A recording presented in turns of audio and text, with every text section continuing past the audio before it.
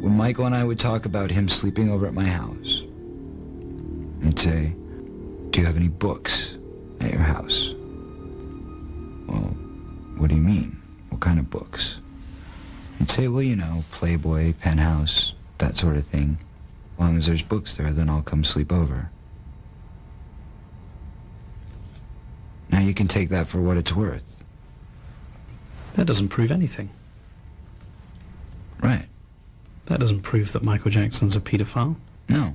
That doesn't prove that he's molested anybody. Right. So why does it disturb you now?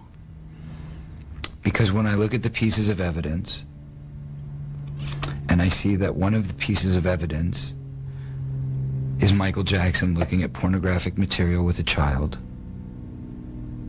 and the child is 13 or 14 years old, and the fact that I witnessed that exact occurrence in my own life at the same age has to give me reason to pause and say, if this happened with me and the kid's saying it happened with him, then this can't be all made up and it can't all be lies, because at least that one little thing right there I know is completely accurate. Michael Jackson never did come to Corey's home, but he says he did get to go to Disneyland with his idol. They stopped at Michael's home on the way. We went to his apartment, and I noticed a book that he had out on his coffee table. The book contained pictures of grown men and women naked. And the book was focused on venereal diseases in the genitalia. And he sat down with me and he explained it to me. Showed me some different pictures and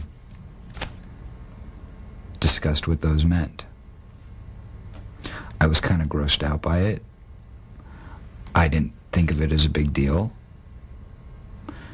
And for all these years, I probably never thought twice about it.